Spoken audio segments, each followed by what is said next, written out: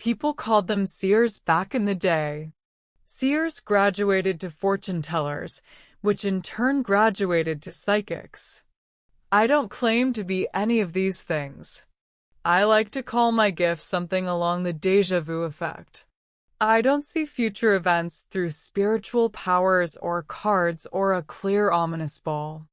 I dream them, but I don't remember the dreams until they're playing out in real life, and then there's that weird moment where I can tell you what someone is going to do or say before they do it. It's almost like watching a car wreck, as I can't do anything to stop it. This apparently includes falling in love. Aside from knowing the immediate future via these déjà vu dream sequences, I live a relatively normal life. I'm in my third year of college, working as a barista at a small trendy coffee shop that the pretentious people call a cafe and the artsy people call home. I can play beer pong like a champ and still stumble into work at 5 in the morning, shooting back espressos until I feel the haze ebb away. I fight back the hangover with stale croissants that are supposed to be thrown away, but I find a better home for them in my belly, and interchanging intervals of chugging water and throwing back more coffee.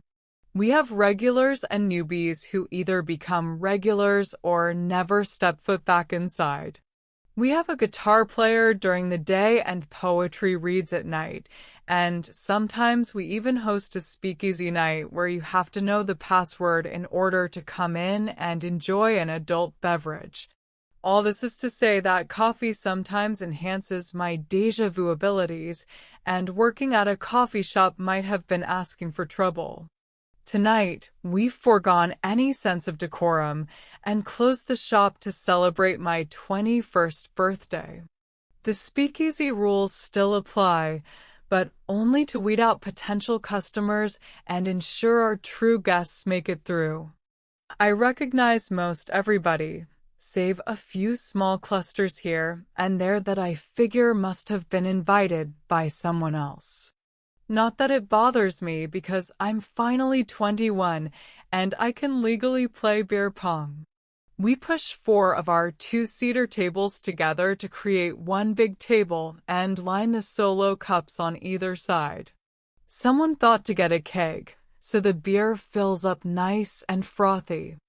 I'm a rather small girl, and I think because of this, people underestimate my true talent at the game. I start off with my friend, Savannah, on my team, and we play against 2 guys I sort of recognize. There's smack talk, of course, and a lot of little girl thrown my way. They promptly shut it after I land my 3rd consecutive cup without even having to bounce the ball. The guys get their game faces on after this, their brows furrowed together in deep concentration, and I make some snotty comment asking if they can hurry it up because I'm getting thirsty. A taller guy chuckles at my remark, sauntering up to the table, and the second my eyes lock on his, I see it. One of the guys is about to miss the shot, and the tall guy is going to push him aside to show him how it's done. He's going to make the cup directly in front of me, and I'm going to say, finally, all exasperated like, but in a show to impress him, I'm going to chug my beer down and dribble beer all over myself mid-chug. I watch in mortification as everything starts to play out just as I saw it. The ball misses, tall guy pushes him aside, and makes it. I grab the cup with shaky hands, glancing back at tall guy, and I really don't want to embarrass myself in front of someone so cute. Just his gaze on me flusters me, and my heart pounds in my ears as I bring the cup to my lips. I decide against chugging it, hoping to change my fate. If I can stop from spilling beer all over myself, then I can keep up with the game and maybe lure tall guy into a conversation. I've never seen him before, but something about him makes me want to see him again and again. I sip at the beer, keeping my eyes locked on his, and as I drink the beer, he is in turn drinking me in. My eyes lower to the white inside of my cup, and I'm relieved that I can see part of the bottom. Almost done, and no embarrassing dribble in sight. A lot of movies claim that the future is ever-changing, and that no one can truly know the future because it constantly changes due to our actions. And while this may be true, there are some things that are going to happen no matter what you do. For instance, though I am cautiously sipping my beer, looking like a complete ninny I might add, someone backs into Savannah and Savannah stumbles back into my arm, and that arm just happens to be holding my beer. The last gulp of beer in the cup runs up my nose, and I sputter, spraying and coughing beer all over the place. And that last gulp in my cup winds up all down my chest, seeping into the front of my shirt. This might have been more embarrassing. The guys laugh. This includes cute, mesmerizing tall guy, and with a mortified yelp, I race away towards the bathroom, pushing through the oblivious crowd. The bathroom has one toilet, and I'm happy for the quiet sanctuary. My reflection in the mirror isn't as pathetic as I imagined, but not my best. Thankfully, not my worst either. I grab a fistful of paper towels and dab at my chest, squeezing my shirt in the wetter places in an ill attempt to soak up as much beer as possible. A knock on the door startles me, and I roll my eyes at my reflection. Savannah has finally come to console me and hopefully save me from this literal mess. I open the door with a flourish, opening my mouth to scold her for taking so long, but a long groan escapes me instead as tall guy smirks down at me. He pushes his way in and closes the door, and it's so hot in here. Was it this hot before? He asks if I'm okay, if I need help. I don't know what to say. He takes my silence in stride, holding out his hand and saying, "My name is Art, by the way."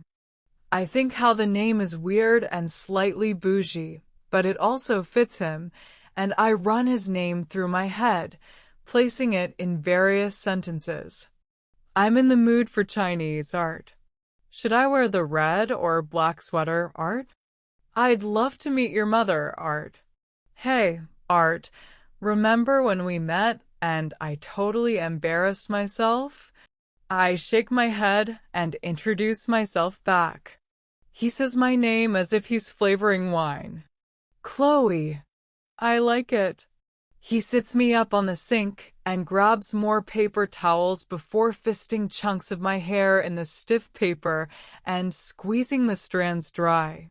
We talk as he helps clean me up, and the more he talks, the more I forget about why we're locked inside a sweltering bathroom with crumpled paper towels littered at his feet. When I reveal that it's my birthday, he says, "So, you're the birthday girl." He smiles down at me, moving my hair behind my ears. "I didn't bring a present, but I can think of something to give you." He leans forward, as if to measure my reaction. I give a little nod and close my eyes the moment his lips press against mine. It's like a revelation, his kiss. I get another wave of déjà vu, but it's unlike any that I've ever had. I see little scenes of us play against the insides of my closed eyelids. Me, passing out on the sofa out front, in Art's arms. I see us at dinner, him leaning forward to give me a taste of his shrimp. We're kissing at my door, and I pull him inside. He gives me flowers at my graduation before dropping down on one knee. He starts to pull away, but I shake my head and thread my fingers through his hair, urging him to kiss me longer. I have to see more of this. I want to see more. He doesn't fight it, and instead wraps his arms around me to hold me closer. I see our beach wedding and two blonde-headed kids, and a dog that makes a mess of our house. I see the fights, the bills balled up in his fists as he shakes them in the air. I see our makeups, and this makes me blush. Our kids grow. The dog dies. Graduations, weddings, baby showers, grandkids. I see Art, an aged man, holding my hand as we sit side by side on a porch swing. The door knob rattles, and I pull away with a gasp. Art works to catch his breath, and he runs a hand through his blonde hair our children will have. I touch my lips as he opens the door, unable to make sense of everything I just saw. Nothing like this has ever happened to me before. I've only relived the immediate future, not the entire rest of my life.